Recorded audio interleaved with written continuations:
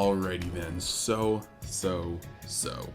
welcome back to Universe X, and today we are going to be doing our part 2 of the kind of set 11 archetypes and where are they now kind of deal. So yeah, right before we get into it, as per normal, if you haven't joined the Facebook Dragon Ball Super card game community group, you should probably give it a look. Link will be in the description. Largest group for this game.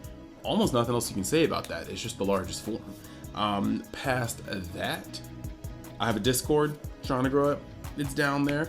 And yeah, if you like the content, think about hitting that subscribe button. Also, I guess I got to plug this too. If you like Dokkan or figure reviews, because I'm going to start getting back into that, I highly suggest you go over to UniXDB. Link will be in the description. It's also on my page, is my affiliated channel. It's my other channel where I put my Dokkan content. If Legends ever fixes its crap with Zenkais, I'll put more Legends content on there, things like that. You know, figure reviews, you know, you can see the figures back there. So just a bunch of little things like that. Now that we're here, let's actually start talking about this. This is gonna be a much shorter video, I hope, than the villains, and it's honestly kind of disgusting how in Vermilion Bloodline, how the disparity between the heroes and the villains were. Like, the villains are almost all good. Like, even the worst villain, Garlic Jr. Okay, I take that back. Garlic Jr. is Garlic Jr. is bad. I'm sorry. Like, the card, the whole deck is just bad. But outside of the second worst one, outside of even Majin Vegeta is like where I ranked him as the second to last of the villains. He's still better than like half this list of heroes. So it's actually just mind blowing. So let's actually talk about it. So first on the list we got Gogeta. It's kind of crazy that Gogeta BR and Broly BR exist in the same set, because they're both red, and normally Bandai kind of shafts red cards. I'm not gonna lie, I'm not gonna sugarcoat this. Like, if every single color gets a card that says pay 1 energy, draw 2 cards, Red's version of that card will require you to burn somebody for 1 damage by effect and have a 20k swinger on board to pay 1 energy and draw 2 cards. Like, Red just generally gets shafted like that. So when you see cards like Broly BR, it's like, wow, this is a really powerful, like, just, you know, mechanic, like synergy in Red. But then you see Gogeta and you're like, oh, okay, that's what happened. They took all the utility and viability from Gogeta BR and they just shoved it into Broly BR as well. So like Broly BR is like probably all of Red's power for set 11, and Gogeta is what's left over. Like I don't know where to start. Like, you can play Gogeta in this set, you don't even need to play the set 11 leader. You can play the set 6 leader, the one that you can on the front side discard a Goku or Vegeta BR to take 1 from life and then draw 2, getting you a +2 and filling your grave for sparking. It's amazing. The backside, don't even really need to care about it. The front side just accelerates so much, and that's great for when you're trying to make fusion plays. Now, the new one allows you to search just top 7 of your deck for a extra card, 1-drop extra card, and that extra card can 100% be Birth of Super Warrior, which is allowing you to fish 2 cards, well, 2 like vanillas, a Goku BR and a Vegeta BR from the deck, or the to deck to field, or from deck to hand. So that's actually absolutely pretty cool. However, there's a couple of flaws with the deck. Like, yes, there's a lot of cool whirling pieces, but one of the main issues I have with the deck is that there's the energy choke point. The Fusion of the Gods Gogeta requires you to pay 3 energy, and that's not bad necessarily. You can pay 3 and then awaken to untap 1.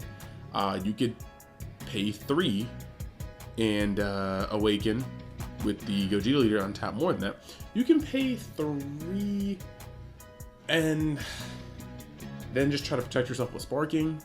Your combo power. Look, the point is, this card is a very awkward card to me.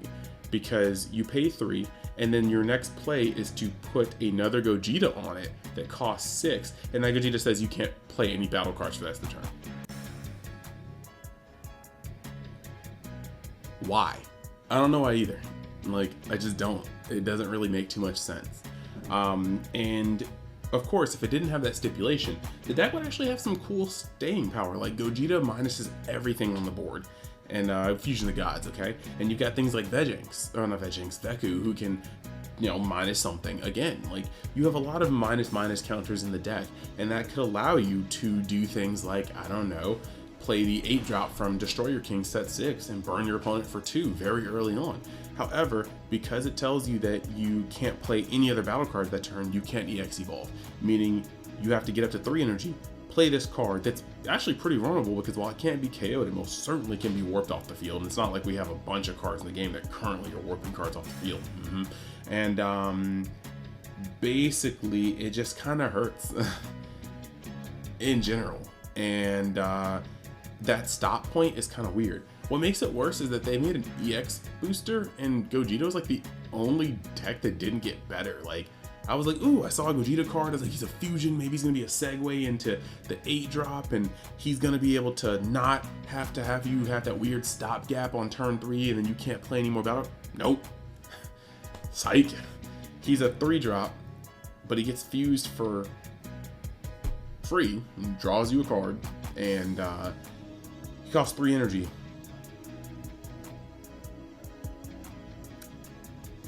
But his cost says you have to have 4 energy. Enough said. No. Like, the 2 ways you can play this deck, you either have a vanilla beatdown that's really not that great in the terms of things like Protector of the People will wreck it, Dormant will wreck it, Baby Hatch will wreck it. Like, it's just really not a good thing. Like, even the Gohan that's a mini Topo will come down and wreck it. Heck, normal Topo will come down and wreck it. Like, the deck is just not good. And then you move over, and of course, in the comments, let me know if I'm wrong here. If you know the spice for that vanilla beatdown, let me know.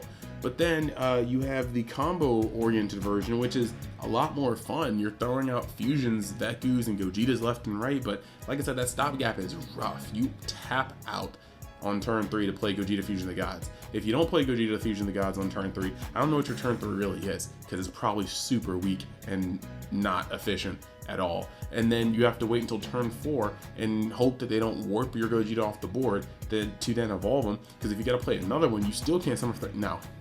Just no. I'm moving on. Next, Kid Gohan. He's cute, but he kind of be hitting like a wet noodle. It's an odd mix of vanillas and cards that benefit vanillas that you have to kill vanillas to put out. But, I mean, it greatly benefits from cards like the Goku Jr. and Vegeta Jr. Unison. That Unison is a 1-drop, and that 1-drop can just -1 itself immediately to just spew 2 normals out of your deck, 2 vanillas out of your deck. And you could also play it for 2 and -1 and do that. And the next turn you can try to +1 it. Like, this card is great. He's great no matter when you draw him at the beginning, or beginning, mid, late game. At the beginning game, he just spews out 2 1-drops to get your flow going. Middle of the game, he can pump them. In the game, he can recur them from the grave, or just pump them again. Like, this card is nasty, nasty. Don't sleep on it. He's a great Unison for this deck. Because of the cards that pull normals out of the grave and the deck, you really don't need to play that many normals. Like, I was doing my test builds with just 8 normals, and I never had an issue getting those vanillas onto the board and just plowing with them. Now, the thing is though, with this type of leader, because you need to use yellow to get out the Icarus cards that have to sack a normal to get out, it's kind of weird. Skillless, sorry, I should be using the word skillless. It's kind of weird because the deck is a draw 2 leader, not an untap 2 leader. If it was an untap 2 leader, you could go throughout your entire recursions and spewings and swings, and you can untap 2 and start playing those Icaruses out and start going crazy ham. But instead you draw 2, and your energy doesn't change, and the deck would have been literally 2 times the deck it is if it untapped instead of drawing. Especially since, because of its front side ability of drawing when you have a, like, normal or something on the field. Like, you draw a whole lot. There's no reason for you to have to go through that. Like, I'm looking at this right now. During your turn, if you have a skillless battle card in play, this card gains 5,000 power. Like, when this card attacks, draw one card and then add up to one card from your life to your hand. There's no reason why this card should have been a draw 2 leader. It's already drawing 2 per turn. And then you're fishing things from the deck. And then on the back, you're still drawing like 2 per turn. Like, there's absolutely no reason. It should have just been an untapped 2 leader and it would have been infinitely better. Other thing is, since it focuses on 1-drop vanillas, it's open to pretty much every single card in the game that says it destroys a battle card. Like, if it destroys a battle card, it can punch this deck really hard. And you don't want to get Secret Enemy Mass Sand and have your opponent literally destroy 6 of your cards. Like, it's just gonna feel awful. It doesn't matter how much recursion you have at that point, they're warped. So yeah, that kind of blows. Another thing is that almost every swing in the deck has single strike, except unlike Dark Broly, you're not swinging with 30k, so you're probably just gonna get bullied out of the game by simple combo power. But it does have access to Cell Xeno. That's pretty strong. Like, the Icaruses are 6, and there's a unique one, but you can get some 6s, a 3, and some. You can get Cell Xeno pretty easily in this deck, and I proved that in my little video about the framework for this deck. So it is what it is.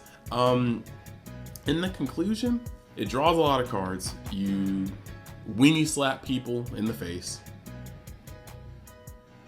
and you draw more cards, and then you probably play Cell Xeno towards the end because you probably see him. It's just it draws cards better than Gotenks, but it doesn't punch better than Gotenks. It doesn't destroy better than Gotenks. It doesn't hinder better than Gotenks. It doesn't have an alternative strategy like Vegeta and Gotenks, and it doesn't play Cell Xeno as well as Gotenks because it's hard to pressure you to the point where Cell Xeno is going to just be game because you've already wasted your opponent's negates now. So basically, I'm sorry, but I was playing with Amani close to when the set started, and we found that the whole engine worked better in adult Gotenks from last set, and that's pretty depressing. Next, SS4 Vegeta. Now, I remember when this card was first spoiled, we were all like, it's so much ramp. He's going to ruin the game. You can play 6 drops on turn 3, it's ridiculous. But all we got was a leader that gets hard negated for the first 3 times of the turn. Like, I mean, you just mull for negates and just prevent him from ever hitting your life, because I will gladly trade 3 cards in my hand for you not getting 3 energy ahead. That's not a fair trade at all. That's a brainless trade. Like, it's just happening. So and then God help you if you ever face D-Bro and they see you're playing Vegeta and they just ball Broly you into the fattest defender that you will never swing by. And so that's all I really need to say about this deck. Like, if it can connect, it can connect, but if the deck is running more than like 4 or 6 negates, they're probably going to be able to see what leader you're playing, mull heavy, and just make sure that you don't connect until it doesn't matter. Like, I mean, if you're getting an extra energy on turn 4 or 5, chances are they've already started punching you enough to where they're going to start pressuring cards out of your hand. Now, I mean, of course, if you get the magic run and your opponent doesn't know what they're doing, or your opponent barely runs negates, yeah, you're going to be able to come in there and just start swinging off. And I guess that's Gucci. But more often than not, you're going to end up in a weird position where your leader feels very much so like a vanilla that draws when he swings. And that's not really balling to me. Yeah. Until that problem gets fixed, I don't think I need to talk more about this leader. Next, we're going to go over to SS4 Xeno Goku. Now, he's not a deck per se. He's just a generic black leader, but he's a powerful generic black leader. So I think we don't talk about this until we don't talk about this like a deck. We talk about this like a leader. And we compare it to Veginx, because Veginx is the premier black leader that's not archetype locked. So what you got here is SS4 Goku. Now on the front, between both leaders, you've got Goku who bursts 3 on attack. That's an important factor. And then he draws 1 and he takes 1 from life. So right off the bat, he's gaining you 2 cards in hand and he's milling you for 3. So he's going to take 5 cards off of your deck, and he's going to self-awaken, which is pretty nice. Now, awakens to draw on 4 life. He untaps 1, he draws 1. Okay. Now, Gotenks is an activate main, burst 5 to draw 1. So he's going to take your deck by 6. However, since he doesn't have to attack, that means you can activate it on the first turn. That also means you don't have to give your opponent any cards to further your graveyard and, you know, your hand, which is wild. And then he too, on 4 life, or when you have 20 cards in grave or more, you can take life until you're down to 6, or if you're at 4, you're not taking any life, and you draw 1 card and tap 1. So they have the same kind of untap draw mechanic for awakening. The thing is though, Gotenks goes through more of your deck. He does it without needing to attack, and he can awaken above 4 life. It's kind of just better. Now, Goku will have some different pluses because of the other end. The other end is actually where they get interesting, but the other thing is that Gotenks still has to run Awakening. Not to say it's hard, because Trunks in the deck will do that, Time Patrol Trunks or whatever, but it is nice that Goku will awaken himself. Now, moving on to their back ends, you have Goku is a double strike permanently, and you know how it is when you have the double strike leaders. They're pretty Gucci. They do what they need to do, and they do it well, which is pressure. And but a 15k double strike can still be blocked by a lot of things, which is actually going to be very interesting to see how this card pans out. Activate main. You put 4 cards back from your drop to your, or from your warp to your drop, and you draw a card. This is great because now he doesn't have to attack either. You can pressure with double strike, but you can also just chill back and build up your overwhelm and swing with better threats than a double strike. You know, maybe swing with a crit first, then a double strike. I like that.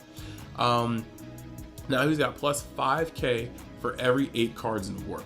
So if you're running a 50 card deck, which some may say is not as feasible for black decks, but if you're running a 50 card deck, that means you have to have about just under a 1/7 of your deck in your warp, which isn't going to be hard. That can be accomplished with a super fat loaded overwhelm turn 2 or 3.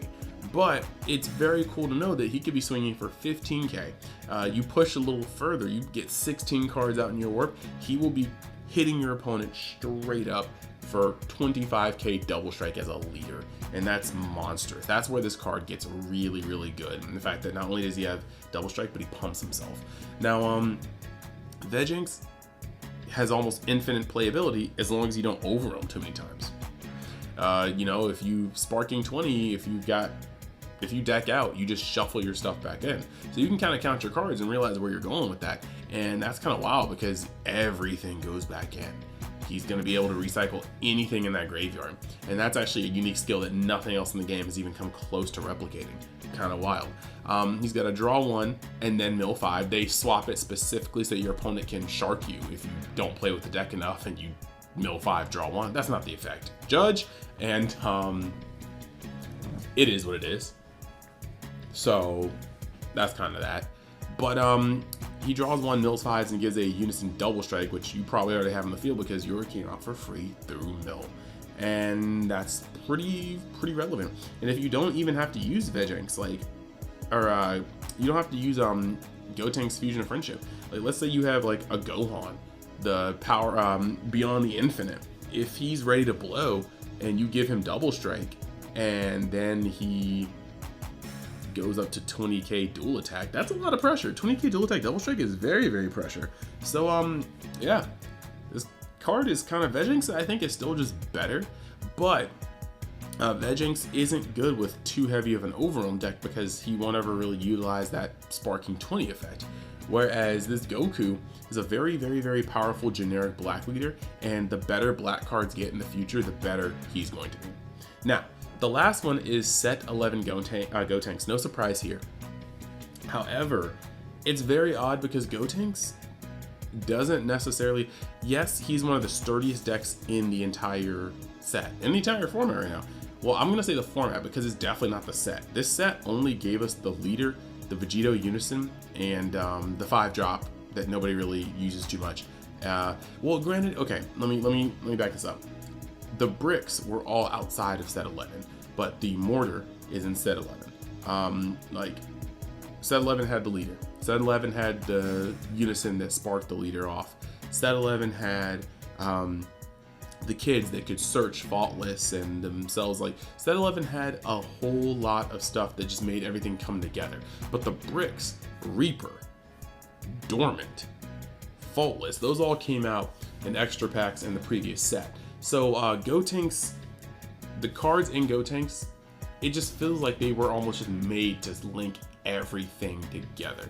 There's no way that happened on coincidence, unless Bandai just was wild and accidentally didn't realize that these cards work together like that. So but giving them the not benefit of the doubt, but just the common sense award, I'm pretty sure that they did that on purpose. So Gotenks is, with this set, the archetype just blew up, and it definitely came out the best, heads and shoulders above the rest of the heroes. But above Gotenks, there stands one more hero that is better than all of them. Got the boy right here, you know what I'm saying? And you know, it's cool because he's Gohan, and I don't know why he's GT, but I just know that you can get this special one that's like even more foil than like it's supposed to be.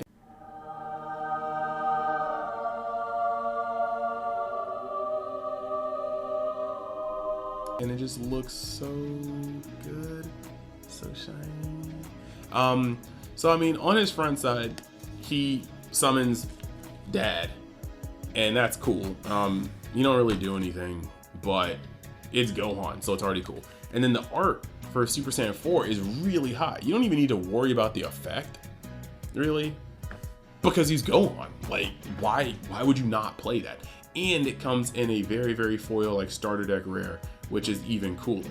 But just in case you don't know, it's Gohan. He's Super Saiyan 4. It's my favorite and least favorite things in the Dragon Ball continuities put together, that being Super Saiyan 4 and my boy Gohan. But playing Dokkan, Super Saiyan 4s are always kind of broken, so I've kind of loved them. But I don't really have another reason for putting this guy on the top of the food chain other than the fact that he's Gohan and he's in a higher rarity. Sue me, it's my video. But I'll probably try to make something fun with this and put it on screen for you guys because he's my dude. So I hope you guys liked the video, and just let me know if there's anything you agree with, disagree with in the comments. If you have the spice, let me know. Maybe join the Discord. It's gonna be in the description. Drop your stuff down in the deck build profile section. Like, just let me know. Like, if it's something cool, I will definitely feature it on the channel. I love that. So that being said, thank you guys for watching, and I will see you guys in the next video.